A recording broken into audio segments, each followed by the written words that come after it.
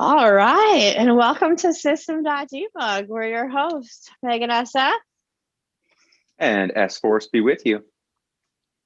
and we have a special guest today. So special. Tell us more, Nathan. What are we going to be talking about? We're going to be talking about how to secure your shizzle, because security is one of the foundations of the trust that is part of the Salesforce platform. Trust is one of the most important things. I mean, in the past 10 years, I can't even count how many times big companies have gotten breached. And without security, you might as well just be passing notes in class. So it can be intercepted anywhere. So we're going to dig into the nuts and bolts of Salesforce security. For real. And we have Shannon Smith and Wakas Nazir here from DigiSec to talk with us. What up, dudes?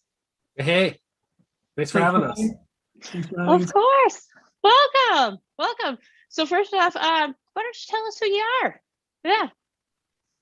Yeah. Shannon, let's start with you. Who are you, Shannon? Do you like long walks on the beach? I do. I just came from the beach and I took long walks every day. Actually, not very nearly long enough because I was a little hungover, but did take walks on the beach every day. It was very nice. And I like security, among other things. I always like security because it kind of pushes the boundaries of what you can do with the computer. And that's fun and exciting because you never know what's going to happen. Unless you work with people like Wakas, they always come back with God level access to your stuff every single time. So it's not as exciting, but it is exciting at the same time. Yeah, so I'm a computer guy. I started back when your friend Paul started way back in the day, hacking code as a little kid and running bulletin board systems and building e-commerce and content management systems in the following decade. And then around 2000, I started participating in the cybersecurity industry professionally and yeah, started doing Salesforce stuff, I guess 15, 16 years ago. And been fascinated by the crazy, amazing sales community and ecosystem that is Salesforce, and still have a lot to learn. But it's been exciting bringing some of my tech and security knowledge into this ecosystem and interfacing with people, and I've really enjoyed it. Lots to learn on both sides. Nice. And what about you, Wakas? Tell us about you. So similar background, interested in tech ever since I came out of college. And my first real job was working for a company that produced the most amount of software on the planet, and I was part of a team of very skilled hackers who were basically tasked to break software before it was pushed to the world to use. So I got exposed early on into the world of breaking stuff, and ever since I've sort of been very attracted to this field. So I'm a software guy from background, but as I was working in the software area, I found that the people building the software and the people breaking the software are pretty much same technically, from a technical standpoint, but they look at things from a different lens, and that's where the difference exists, right? So a security guy looks at a piece of software from the lens of like, how can I break it? And then a developer looks at like, how can I build something which works, right? So it's just a change in the way of looking at the same piece of software. So that was pretty fascinating for me, and that's what kept me interested in the field. And when I saw Salesforce sort of expand and come up with Apex and Lightning Web Components and all these fun stuff, I was really intrigued by it, and found that to be quite interesting. And that's what led me to do more security stuff for Salesforce. So, Wakas, probably one of the first things that comes to mind for me with, as you've been working in Salesforce security and with all of the different things that you've seen across all these different environments for all these different people, what's one of the most common critical items you see in orgs today that's out there? So that's a really good question. So one of the main things that we see, and quite often, is that this understanding that when you start customizing Salesforce by writing your own code or by changing different configuration, enabling different features, there's no real impact to the security of the system, right? One of the things that many people don't realize is that the code that gets deployed, for example, Apex controllers that get deployed in Salesforce, run with system context, right? So whatever that controller is designed to do will run with no guardrails around it, right? Unless you take things into account that, hey, if this controller is being called by a certain user or a certain profile, and if you're accessing a certain object, if you don't validate whether this user should be calling this controller or accessing this object, the controller will happily give you the data because it has access to everything. So one of the most common things that we find is, which is called authorization bypass. So you design your system, you design your permission sets, you design your profiles, what have you, but then you release this controller that kind of breaks everything, like the whole security model. So that's one of the most common things that we see with customized Salesforce environments, is that the controllers are not enforcing proper permissions and validating, the user calling them has the ability to do so. And that has, potentially led to breaches and things like that. Speaking of escalation privilege, I forgot to mention, this is not my father. But before we dive into the tech too deep, I want and I just want to throw this out there. You guys are the hosts, so you tell me when it's a good time. But we have a demo today of a hack, right? And it's a short one. It's basically from a contact us page to admin of your Salesforce in less than 5 minutes. So at some point, if you guys want to see that, I can pull that up and Wakas can take you through it. It's basically just leveraging only 2 vulnerabilities, one of which Wakas was just mentioning, which is an authorization bypass. And the second one is a escalation of privilege. Oh, sorry. The first one is an injection error. And the second one is an escalation of privilege, right? So you basically injection error to get through the contact us form, and then low-level user access at that point, but then an escalation of privilege or authorization bypass bug, and Shazam! And we'll definitely get there. Yeah, I'm just letting you know that's an option whenever you guys want to go there. Yeah, and Wakas, I think you did a great job of pointing out the fact that there's so much that is out there and so many different possibilities, especially when looking at custom code, but there are also a lot of risks declaratively that can happen with security, and they can really put your org at high risk that people may not realize, and that they may think, well, it's Salesforce and they gave me this option, so it must be safe. What are some of those items that you see out there, or some of those items to be aware of that people should be watching out for in their org? That's a very good question. And I think there's a lot of things that Salesforce enables you to do, which opens up access, but that also opens up attack surface, right? For example, like the most, I would say, critical thing that you could do is enable sharing rules, which basically share out complete types of data across the board. So we've seen you can create profile-based sharing rules. So we've seen, for example, guest profiles given a sharing rule, which basically is an invalid sharing rule, but it gives you complete access. For example, it'll say, share this object if ID is equal to ABCD, or something, right? Which never happens, right? So anybody who has access then from that profile perspective can call that data. Or, we've seen like people enable certain permission sets, which basically give them sort of the carte blanche access to all records, right? So that's one that we've seen, like, which has drastic repercussions, right? Because if you have, let's say, that sharing rule, and you couple that with the fact that you have a force.com site or a community site, then basically anybody can come and say, hey, give me all the account objects, or give me all the contracts, or give me all the documents. I've seen guest user profiles where they share an object where name is not equal to null.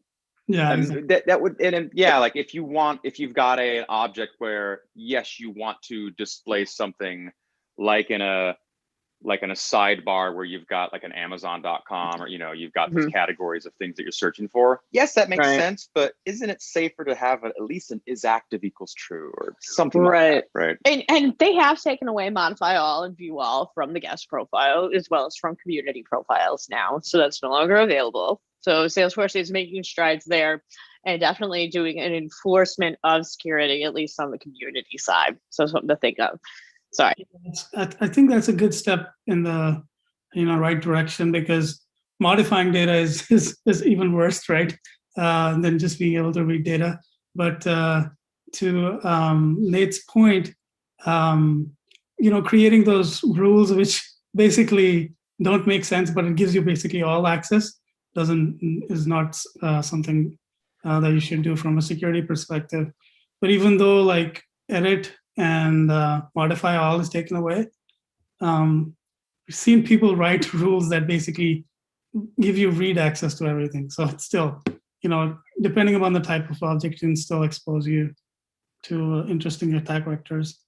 And then, couple that with a lot of the other config issues, like how you're managing sessions, how you're managing credentials, how you're managing your integrations, what type of integrations are you allowing, right? So there's like, many different ways. Remote sites is one thing, right? Your code being able to call something, but then there is content security policy, which is what type of content can be loaded within your instance. So all those things play into the overall security. And we've seen, unfortunately, like wildcarding, like Google.com, or like big, large properties being wildcarded, which is basically anybody's content can be loaded within my Salesforce instance. So it could be, pretty bad from that perspective as well. What was one of the first things that kind of caught your attention when you started using the Salesforce platform? As far as, well, like for instance, if I came from a sort of a Microsoft background and I went, oh my gosh, I don't need to use LINQ to turn a database object into a logic operable object. Like, that's amazing. What was one of those? Could be security, could be not. That kind of caught your attention and went, wow, they're doing this well. Yeah, I think the one thing that is really exciting about Salesforce as a platform is the coming together of the code, the environment, and all the associated components in one platform, which is quite unique. Because back in the day when I was doing security, we would do whatever we call like a code review or a pen test, and then we'll ship that product and another team would deploy it, and then there will be sort of this disconnect between what we reviewed and what got deployed and things like that. But with Salesforce, you're able to actually look at it holistically, like the data layer, like you said, the data, everything is driven by the data. The code is there, the configs are there, and all the moving pieces associated with it. So that to me was pretty interesting from a technology perspective. But when I looked at it from a security perspective, it was also more interesting because now the whole puzzle was there, right? You just had to solve it in a way that it's secure. But all the pieces were sort of contained within this box, right? So to me, that was pretty interesting and exciting to tackle the security piece of it. Yeah, I remember I came into Salesforce as basically an Excel VBA data guy, and that unique ID at the end where you could put salesforce.com/the unique ID and it goes to the record, that was like Oh my gosh, we're cooking with gas now. That was amazing. And it's a small thing, but I mean, I would get the Excel connector and pull down a report of stuff, and then I could go, all right, you got the ID and the name of the contact or account, or tutor or student was where that was the first company I worked at, as a tutoring company, and I could just go, link column equals HTTPS yada yada / and then point to the ID, and boom, you got a link. And that was, I mean, I was the hero for about a month for that. So that was not very security specific, but that was pretty sweet. In the late For me, 90s, I it was building a, oh, sorry, go ahead. Oh, for me, it was the fact that I wasn't working in green screen anymore and people didn't have to use the F keys and tab. I was so excited. It was like, whoa, why isn't the whole world made like this? It totally changed my mind about what business software had to be. Yeah. Yeah, that's what my thing was. Like, I built, what we called ASP. We were an application service provider in the late 90s, built e-commerce system and content management system, Cold Fusion and SQL Server and all that. But, we made it easy for people to do certain things, right? Like certain, whatever, list a product, sell a product, list some, basic content management stuff. The cool thing about Salesforce was it was like a paradigm leap beyond that, because it allowed you to take business processes and just start creating them in the software, right? And that's what struck me the first time I was just using it mostly as this basic CRM for sales in the mid 2000s, but looking at it from a systematic point of view, kind of like what Koss was saying, where you have everything. I mean, it's all the servers, the full SaaS stack, everything all the way to the top, and the user. I mean, the stack was amazing, and the ability to map business processes through that stack, in a very short period of time was just unheard of. And from a security point of view, I can see how that would be insanely interesting, right? Because now you can hit multiple layers of the stack, and it's all part of the same thing, more or less. Which is something you don't want to do on a call with a client, because then they can see how fast everything happens, right? But only when you're showing it to them, because when you're not showing it to them, it always takes a little longer, right? Right. Oh yeah, let's tweak this, and like, hey, wait, that took 5 to 10 minutes. Why are we getting build? Hey, we're not supposed to live build? Wait. Sometimes we run into things. You don't see that. It's only working because you're looking. It's a side note though, really quick, jumping into that live build concept, because Shannon, of course, if you're not regular like watchers of us, we do this sidetrack thing. So building a community, oh my gosh, one of my favorite things to do is just have a test page and drop a ton of components on there, move around the page, and just show them what all the pages can do. Now, to put them nice and neat and orderly on a page, of course, takes time and planning, but at least to demo a component, it's one of my favorite ways to do it. Same thing with like, this is CMS, this is native CMS. Oh my gosh, this is fun. Plus, you get to show it in the community and show all the white space, and people love seeing what the white space looks like. Continue on to security. Nate, take it away. So I guess what have been some of the things in the last, 5 years? Gosh, when did permission set groups come out? 5 years ago? 2 years ago. 2 years ago. But yeah, what have been some of the things in the last 5 years that have been, hey, now it's like, it was already pretty good, but now it's getting really good, like, intricate level. Will cost, I guess. Something in the last 5 years. Right? Yeah, I think from like a security perspective, definitely the granularity of permission sets. That was a big feature that enables granular control. The also like some key features which are not existent in some other platforms. For example, structured object search language, so you can search objects, right? From a security perspective, that's very interesting. And then the way you construct those search queries that could have a security impact on those things. So I think over the years, there have been like a lot of interesting features that have been added as part of the stack, which are quite interesting from a security perspective. Even with new releases like Salesforce Flows, they have this feature of just clicking a small drop down saying run as system that basically gives, it's the same thing. Yeah. Running. What do you think about that? Or like run as system. system, run as user, run as depends on context. Like, which one are you gonna pick, man? Inherited Like, sharing, inherited from, yeah. Exactly. So these small like drop downs and small clicky things that keep getting added, there's a security implication to that. And that's what, from our perspective is always interesting to see in every release is like what's changing and how that's going to impact the overall security. yeah, and I don't think people always realize what a large impact some of those have, like that run a system. So use case that I used it for was within a community to allow users to share a user record with the user that they are requesting their own user record when they are requesting access to another record within the community, because it was non-account-based sharing that was needed. But they wanted it run by community users, not run internally. So it's totally separate from accounts, totally separate from everything else. And they have this random custom object running sharing managed by people from all sorts of different accounts.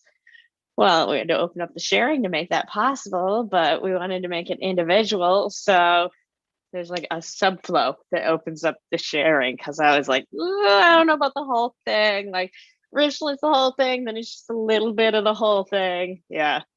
Terrifying, man. Like the more you think about it, the more it trips you up, and it just terrifies you what some of these superpowers do. Like great power comes great responsibility. I was gonna say that with great power comes great Right. responsibility. I mean, that's absolutely true.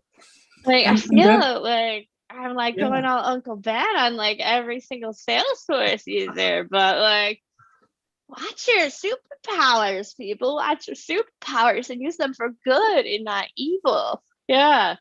Because it's Yep, so I mean, easy. It reminds me of the time when like most of the processes on computers would run with system permissions because it was so easy to test. It will never fail, right? There will be there won't You be mean we don't just test the sysadmin? Like I thought we only test the sysadmin. Or write tests as sysadmin.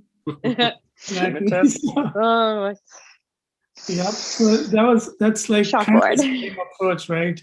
Is when you're giving that level of access, it's like heaven for a sysadmin because every scenario would work, every use case would work, and it's excellent for the hacker too because now they can basically get at all the data. So yeah, it's very. So when you say you're scared, there's reason to be scared. So Yeah. it is something shouldn't be taken lightly. So what are our the- last episode yeah. was about deployment, right? How to prepare for deployment, plan, etc. One of the things that I'm sure Megan and you and I have all run into is how do you give permissions? Do you use a profile? Do you use a permission set? Because if you do it via profiles, you might have to make the same changes to several profiles, I do but perm you kind of do it sets. once. If you do it through permission sets, though, you have to manage the user. What's that called? User Permission. Permission set assignment records. What does Okta do? User configuration. Identity access management. Identity access management. User provisioning. There we go. Right. Every time a new person joins, you got to Literally have what I said 18 before. permission Well, you've sets. got to have permissioning either way. Either way, but if you have it all in the profile, it's kind of a one and done. But then you got it if everybody's got the same permissions for for all on the profile. Exactly. But it depends on if you've got something like that set up. Do you have something to automatically manage permission sets? Do you have an admin that totally does all that and that's their job? Or no, it maybe It takes a spreadsheet, man. It takes a spreadsheet. It takes a village. Yeah. It takes a super calc spreadsheet. No, I think Nate's right though. I mean, if you gotta have your systems in place. If you're winging every single user on that's why you have a spreadsheet. Your initial, Yeah, no, spreadsheets are great. I mean, that can be part of whatever you're. Yeah, I mean, it's better than no Like sheet. I remember when I was an admin, that's what we had. We had a column for each role. This was back before permission set groups, of course. We're talking like 12 years ago. But if the sheet's on a shared drive, you need to secure your sheet as well. It was on my laptop. Thank you. There's a tongue twister in here somewhere. Secure your sheets. She stores her sheet on a shared drive or something like that. Yeah. There you go. Good. But yeah.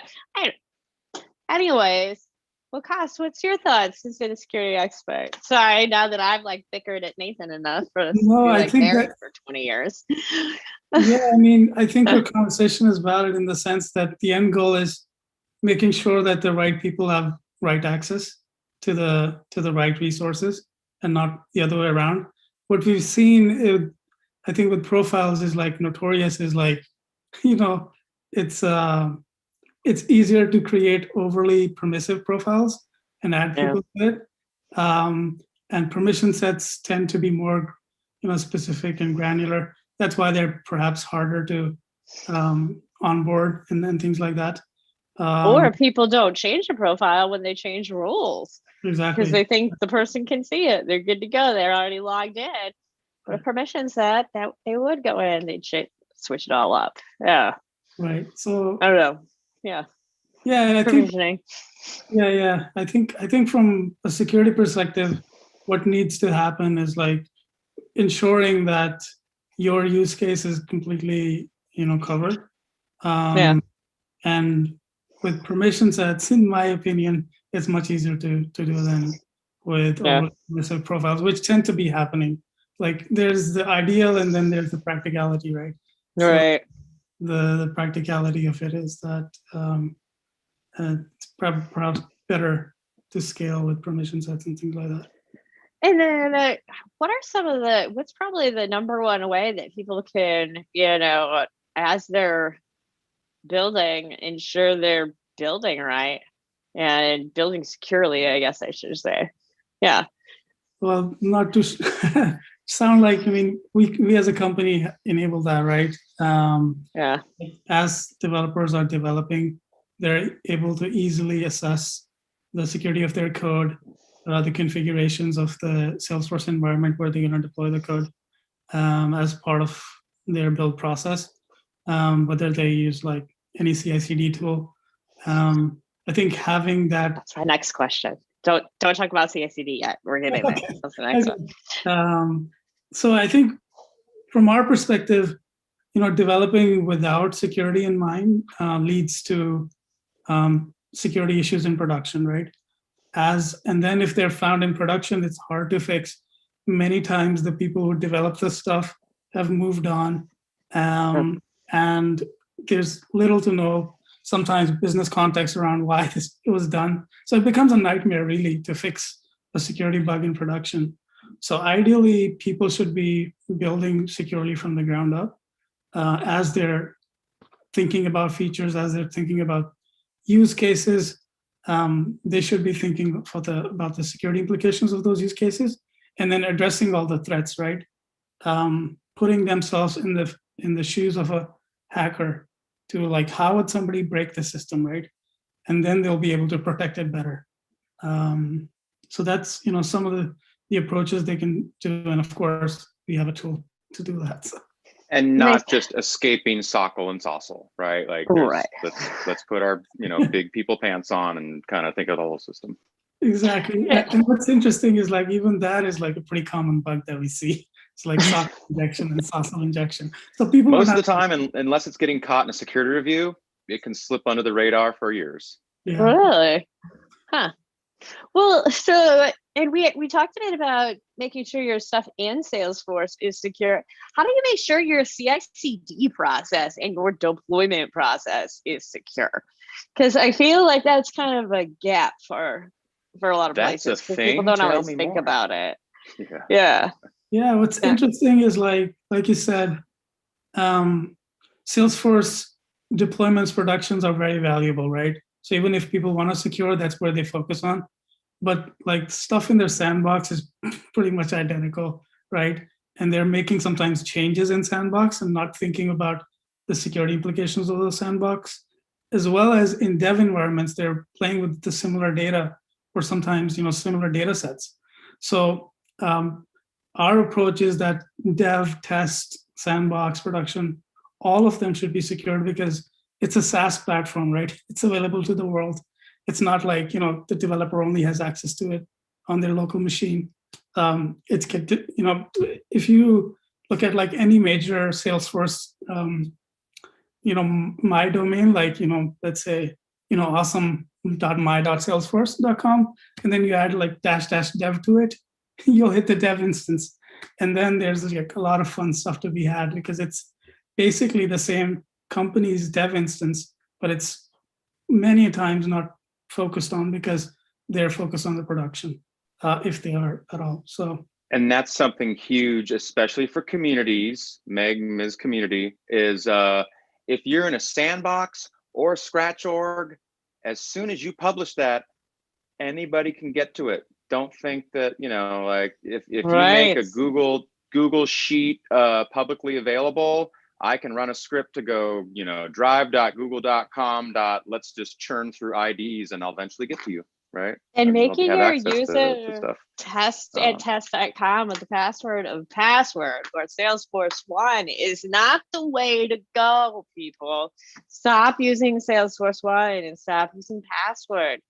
Especially when you have communities. These things are so like blatantly obvious to find.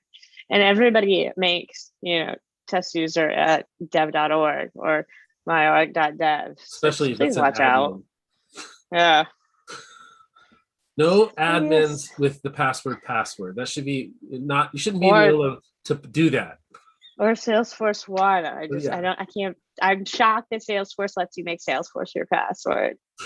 It just blows my mind, especially because it hits that minimum number of characters for everything. Yeah.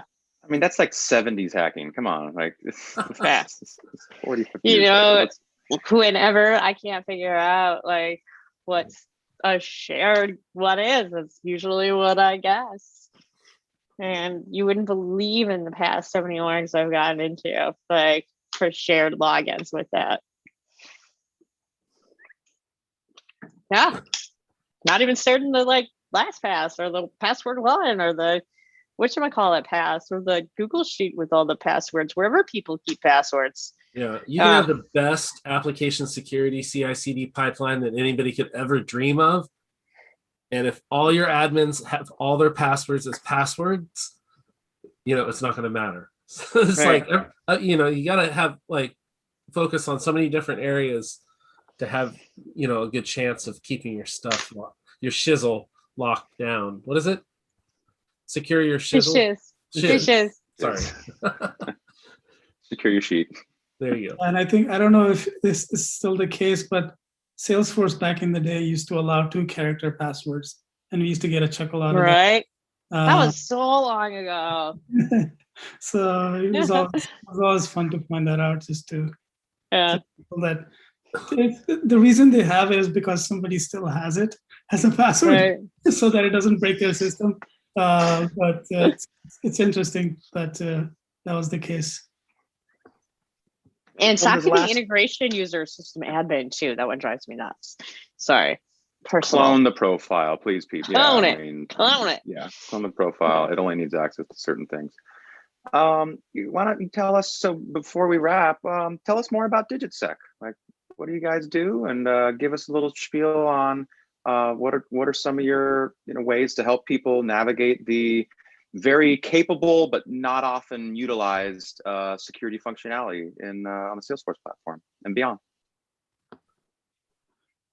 That's a great question. I like pass it off to Shannon, but I mean, from our perspective, we're very interested in helping the community overall to enable trust, right, from the get-go as people are developing and changing Salesforce. And our value proposition is really giving the customers the ease of mind that as they're making these changes, they're doing it in a secure manner, and they can ship with confidence that whatever we're putting out in production we've tested and it's been reviewed, and it won't possess, security vulnerabilities and things like that. But with that, I'll ask Shannon to chime in.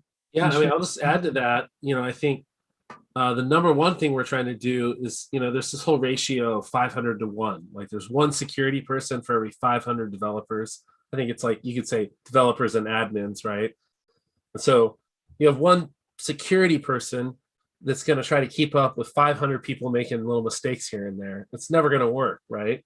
And so what we're all about doing is kind of making everybody security people, right? So that everybody can run scans and make it easy, make it fun, gamify it, so really empower the developers to find their own bugs, understand why they're bugs, easily be able to fix them, and then, move beyond that.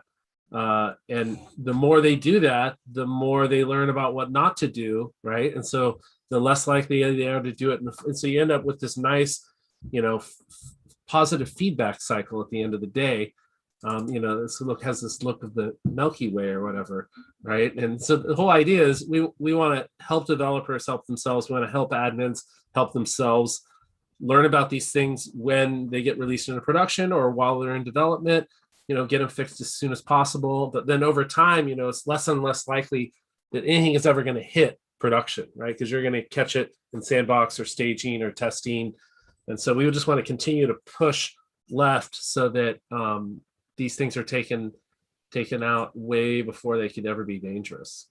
Fail early and fail often. There we go. That's I it. guess. Fail early and fail often. I'd definitely say that's probably the best summary of what we're trying to do specifically for Salesforce. So we're taking 20 years of security, application security knowledge, and trying to laser focus it and purpose build it for the Salesforce community.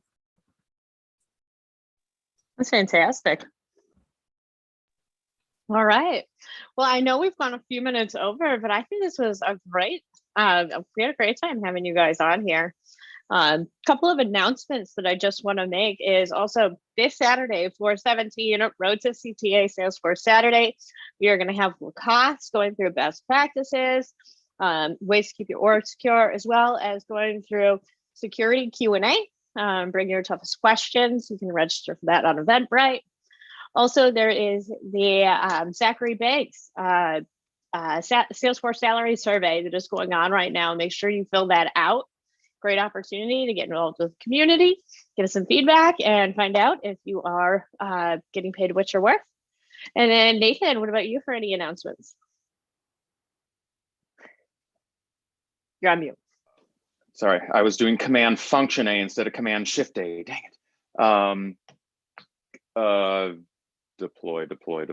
I'm kind of brain dead right now. I don't know. I've got nothing this week. I'm sure there's stuff out there, but as soon as we get this shipped, I'm sure I will check the user groups. I mean, the nice thing is because everything is still pretty much 100% virtual. It's almost saturation overload as far as things that you can attend. Yeah. So please check out trailblazercommunitygroups.com. Check out trailblazer.salesforce.com, and there's so many events going on. And the community is now in Trailhead Go too on your phones and devices. So check that out. Way fun. And Trailhead Go is available for iOS and Android. That was months ago. I have it now on my Android. Nice. But yeah, thank you all for coming by. This was awesome. And thank you so much. We'll talk to you guys soon.